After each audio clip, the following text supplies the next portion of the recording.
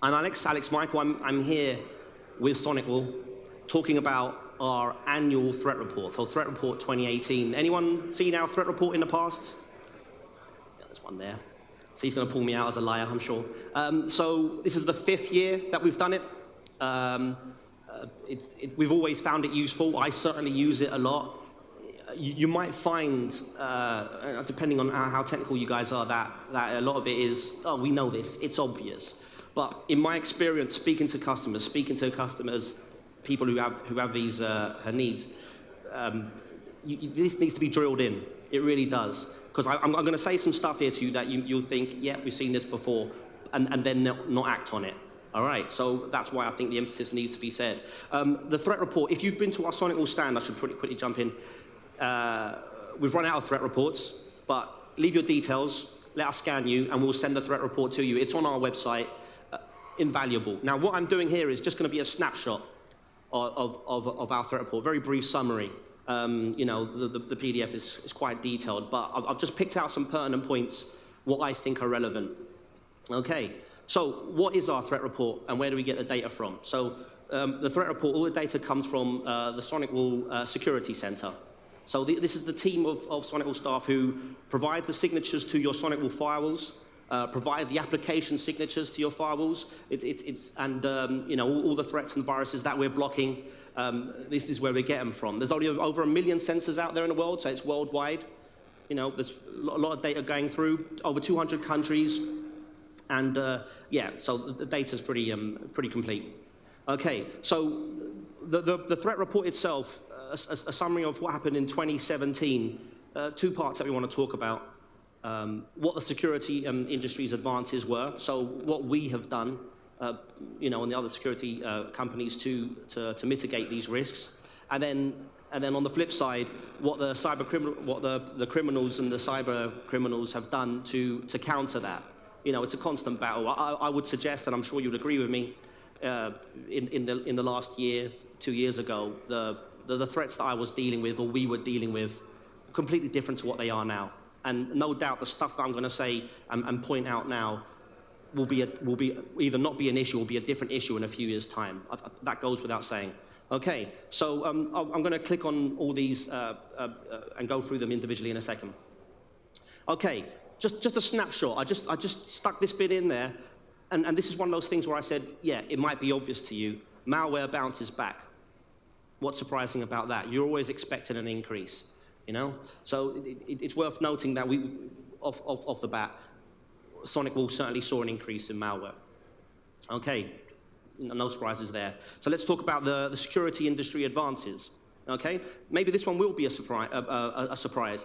There's actually been a decline in ransomware attacks. Okay, and that's quite a big jump. 71.5% of the attacks have declined. Now, why is that? Maybe we all have opinion. I suspect that when ransomware was a thing a few years ago, I mean, I remember my very first ransomware, just like yesterday. There's people like me talking about it, you read about it, there's more solutions in place to prevent against it. Okay, so, you know, there are solutions coming out to prevent against that. There's other examples as well. I mean, certainly with ransomware, I mean, if you know what ransomware is, someone encrypts all of your files, says you have to pay something in order to release them. You know, that in a nutshell is what that. We found there are a lot of instances where people who were actually paying up the ransomware providers, they weren't decrypting the files. So, you know, they were getting a bad reputation, you know, bad business sense on the criminal's part. That might be an aspect of it. I could be wrong. But there's been an increase in the decline. So, you know, that's good news, sort of. Okay, so SSL TLS use has increased. Now this, for me, is probably what I talk about most in my day-to-day job when I speak to you know, potential customers and the likes. People just assume that encrypted traffic that's coming through your network, you can't do anything about it, let it go through. Okay, so the increase, not surprising. You see more and more applications, more and more websites using that HTTPS, making sure everything is encrypted. Okay. Now, let's say you have a solution in place, an antivirus solution, an IPS solution in place that isn't looking at encrypted traffic. Well, what we're saying here is that 68% of that traffic going through your network, more or less, you're not able to look at. You're waving it through, and you're only looking at that remaining 32%. Is my maths right? Yeah, 32%, yeah. Okay, that's a big deal. You know, you're just waving traffic through. And some of the reasons why people are doing that is it's a difficult thing to do, to look at encrypted traffic. The technology has to be capable. Yeah, it's a lot of cycles per second to decrypt traffic, scan it, and then re-encrypt it and forward it on. Yeah, again, at SonicWall, constantly having this conversation. A year and a half ago, barely happened. Now it's all I get called about. I'm concerned. This traffic's going through our network. It's encrypted. I'm not looking at it. Is it dangerous? Well, the answer is possibly. Okay, I think I've got a slide coming up to that in a second about that. Right, okay, exploit kits success declined. Again, more good news. Why is that? It might just be that the applications that people are using are changing. So if you look at those, if you can you see that chart? You can see a lot of Adobe stuff over there. You can see that there's been a decline from 2016 and 2017. Now, arguably, that trend would continue into 2018 because those applications are not being used as much, or the security is such that you know, the criminals and, you know, the actors, the hackers and so on, you know, they're finding it too difficult. They want the path of least resistance. So they're going to find other means to do it. And so if you look on the very left there, Microsoft Edge, if you're using Edge as a browser or any of its functionality, maybe they thought there was an opportunity there because they can cast their net wide. A lot more people are using Edge now. You get Edge with your operating system and so on. Okay, and Microsoft Office, again, increasing that. I mean, who doesn't use that? So, you know, there's some unsurprising trends there, but the success of those kits have declined. It just means that those actors are going to make more of an effort to get in. Yeah. Okay, law enforcement has also been a disruptive force. People are actually getting arrested. So there's a list of some of those agitators who have been arrested in the last year. And it does make quite a large dent in what they're doing. You know, you can only assume that that's going to increase. The more people are trying to attack networks in the way that they are, then, you know, the more resources is going to get thrown at it to catch it. I always draw attention to bottom left there. Is it Marcus Hutchins, the Kronos banking Trojan guy? Anyone recognize him? He was the guy that apparently found the kill switch with WannaCry, who found out that if you fiddle with the WannaCry, the call home, it disables it. So great, he did that, and then I think he got on a plane a few weeks later and they arrested him somewhere in the US. Can you hear that hissing? Is that annoying? That's not me, I'm not just sitting there doing that. It's my beard, probably. Is that all right? Yeah, okay, I'll carry on. Typical. So yeah, I mean, look, these people are getting stopped, and that's a good thing, unless you're a hacker, and I'm sure no one here is, maybe.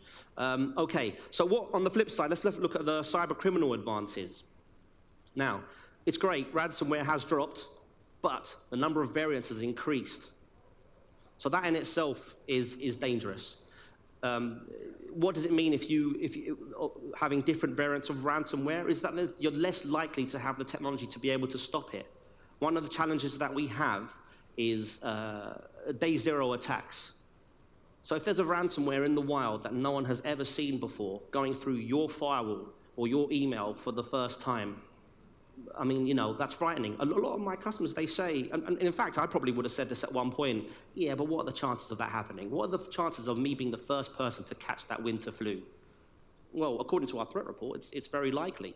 So what do you do if your antivirus technology, whether it's endpoint or whether it's firewall, what do you do if it hasn't had the chance to have a signature to stop that new variant that's just come out? Because these are easy to create, apparently, you know?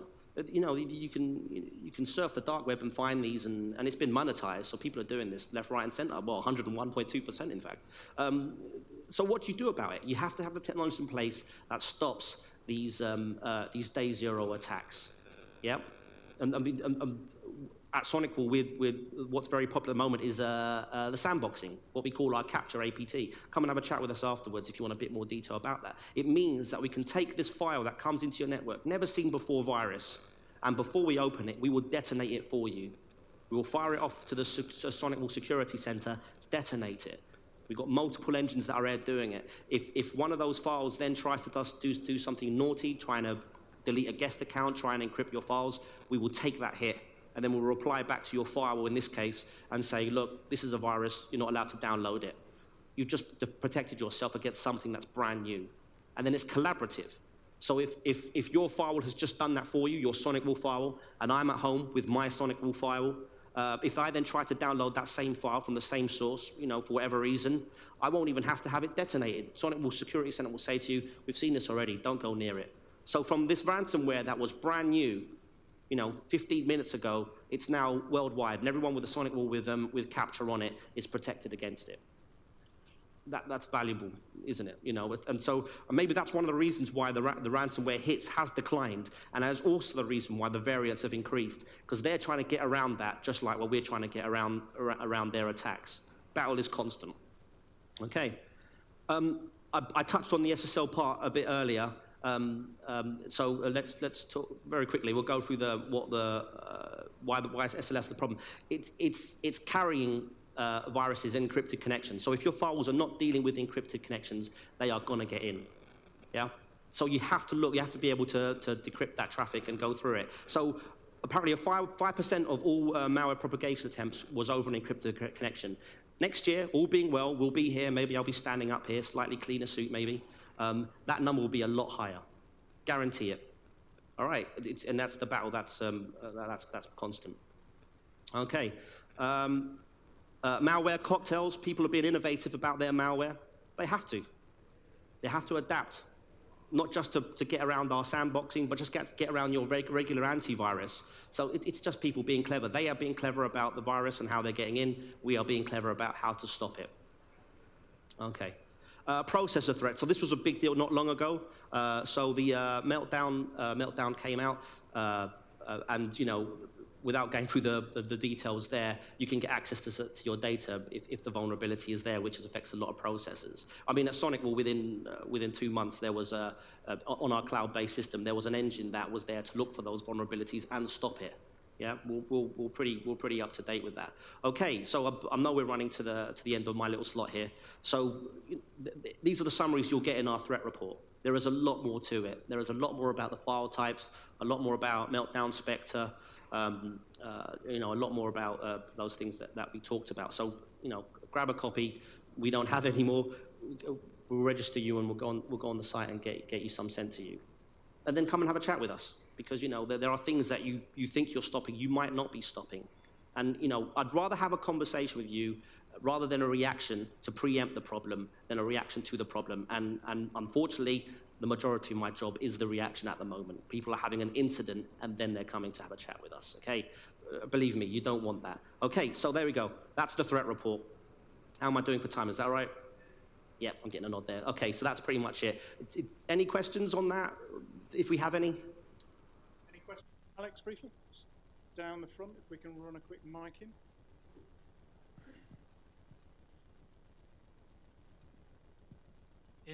In one of your slides there, you were talking about 68% of the traffic of an organization being either SSL or TLS encrypted, and that being something which is potentially used to hide malicious traffic. The solution that I guess you were presenting was to effectively do DPI, sort of stateful packet inspection, pull apart HTTPS and then rebuild it. Do you think that's long-term a good solution in terms It's a current solution. Yeah. In fact, I said to someone earlier, a few years from now, that may not be the right solution. It may be different. There are things, look, it's a challenge. You have to roll out certificates. Yeah, you have to be able to inspect, on different devices. Now, we've made that easier. We've got a client that will deploy that certificate for you. I mean, I rolled it out at home. It took me a while, just for a handful of machines. But a few years from now, it might not be the issue because there are applications that are using certificate pinning. Dropbox, for example. Everyone's ineffective against Dropbox, the client itself, because they use certificate pinning, so you can't look at the payload. I can tell you that Dropbox is running through your network with the SonicWall. I can't tell you if the file that you're downloading through Dropbox is a virus currently. So what you do, block Dropbox, make them only use the browser. There are different ways around it, but it might be that more people use certificate pinning. So in a few years' time, this talk will be completely different, and the threat report will reflect that. But for now, it doesn't mean that you can ignore it for now for this 1 or 2 year period. Now it's a real thing. Now it's most of the conversations that I'm having. I see it, But I mean, in the short term, aren't you effectively creating a certificate? If you were talking about adding a root certificate authority on your client machines, so that your traffic from Yeah. those machines isn't blocked with the nasty pop-ups or whatever. Aren't you sort of introducing a single point failure for all the organization's traffic? You know, if the certificate was compromised, an attacker is then able to use that certificate to man in the middle of your entire... Well, that's another bit of security you have to be in control of. Yeah. I mean, look, you have to find the balance. Your user experience cannot be sacrificed for the sake of that, for that security that you're implementing. It's all well and good and firing up 50 gates with padlocks on to get into your house, but you're not going to get into that house very quickly, and you're going to move out pretty quickly. It's not the best analogy I've used, but you get the idea. Find that balance. Here's what we're about. Those are the conversations that we're having all the time. Is that all right, yeah? Okay, yeah. Continuing on the theme of TLS decryption and inspection, I think another big problem that's going to be running into is HSTS as well, because for those who aren't aware, I imagine that everybody is, most people are, this is a technology which basically, when you connect to a site over TLS for the first time, it looks at the certificate, and then if the certificate's been altered or whatever, the certificate authority is different, it'll say, oh no, I'm not going to connect to that site. I mean, for me, that's a technology that, again, is going to increase SingLC use, and that's going to torpedo stateful packet inspection like that. Well, I mean, quite spectacularly. I mean, thanks for that. But the point here is this is why we release the threat report yearly, and this is why it's different every time. This is why you need to keep on top of it. But that doesn't mean that you need to ignore what is current now. That is the chat for next year, I'm sure. Right now, is this an issue? Yes, it is. There was one more question over there, and then is that time? Do one more? Yeah. But thanks for that. Thank you very much. I have noticed from one of your earlier slides about the cyber attacks, that there is no information on cyber attacks in Russia, China, and India. Is there any specific reason for that? No, this is just a summary. It's in there. So one thing that SonicWall will do, we have it is in there. We do have a whole part about attacks from different countries. With our SonicWalls, we have something called the GeoIP filter. I'm going to plug it now. The GeoIP filter, that's where we manage traffic by countries. Okay. Yeah. So I mean, look, if I look at mine at home, most of my connections are it's UK, it's US, a few to Cyprus when I'm speaking to relatives on Skype. But we do collect that information. And that information is there. We've only got a short period of time, and you know, it's a good read. You know, it might put you to sleep, some bits of it, but absolutely have a look and take it on board. You know, don't just flick through it and think, oh yeah, we've seen it all before. Okay, is that all right? I'll brush that one aside, that's fine. Okay, cool. All right, thanks guys for the questions. Really value that. It's important that we throw some quick fires at the guys. So thanks very much for your time, Alex. Thank you.